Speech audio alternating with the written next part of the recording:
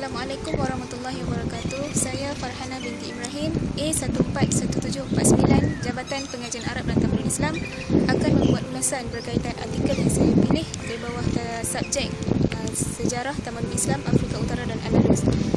Tajuk artikel yang saya pilih ialah Immigrants from Islam, the Crusaders' Use of Muslim as Settlers in 13th Century in Spain.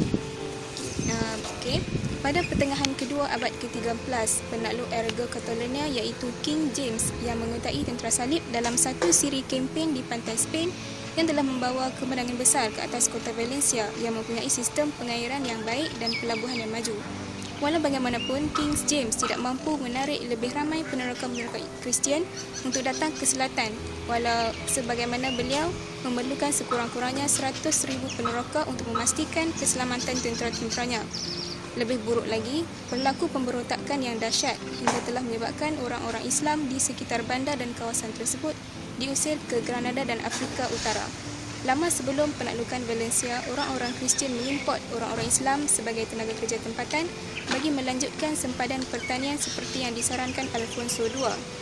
Seterusnya, pada abad ke-13, King James menyewa Biara Pedra berhampiran Catalayud di Aragon Lama untuk dijadikan penempatan orang-orang Kristian dan orang-orang Islam setelah dipersetujui Crown of Aragón Catalonia dengan tujuan untuk menarik kedatangan orang-orang Islam di situ. Untuk itu, James mengecualikan seluruh keturunan orang-orang Islam daripada membayar cukai sebagai pendatang di samping berjanji akan melindungi mereka. Setelah kejatuhan Valencia, Padri besar Tarragona dan Toledo berhasrat mengurangkan pengimportan peneroka-peneroka Islam. Namun hasrat tersebut diam begitu sahaja. Selepas itu, sedekad selepas kejatuhan kota Valencia, usaha mengimport orang Islam semakin tidak terkawal kerana menurut Tarragona dan King James sendiri, jumlah sedia ada mencukupi sebagai sebuah kesatuan ke Rom. Selepas penaklukan kerajaan Valencia, penduduk diberikan kawasan yang selamat di sempadan selatan wilayah Aragon. Selain pendatang baru, penghuni lain yang terdapat di situ adalah 4 orang petani Kristian. The Hospitallers, salah seorang pemerintah berpengalaman dalam projek penempatan, turut mengimport orang-orang Islam dari Valencia ke Alde yang terletak di sempadan timur kota jajahan. Pada tahun 1248, 100 buah keluarga Muslim di Albufera dibahagikan untuk menjadi kelasi 30 buah kapal perikanan.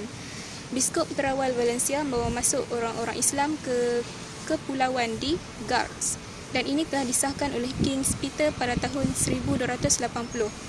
Di samping membahagikan mereka kepada 2 kumpulan penjajah, dekri dikeluarkan untuk menghormati piagam tersebut, dan pada tahun 1258 kepercayaan diberikan kepada Bernard of Juneda, iaitu penduduk Onda, untuk menyelesaikan situasi umat Islam di rantau tersebut.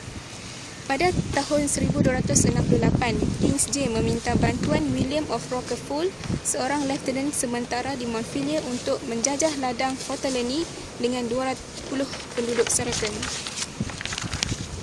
Dekri juga dikeluarkan dan kepercayaan diberikan kepada Raymond of Barbes dari Ripoll, seorang penjaga istana di Cap, pada tahun 1274. Kemudian pada 1279, satu arahan dikeluarkan kepada petugas Yahudi Samuel untuk menubuhkan Kristian dan Saracen untuk kepentingan mereka sendiri. Di sini terdapat banyak bukti yang menunjukkan peningkatan pendatang daripada abad-abad seterusnya. Peneroka pula kurang dialukan, malah dipagar dengan sekatan.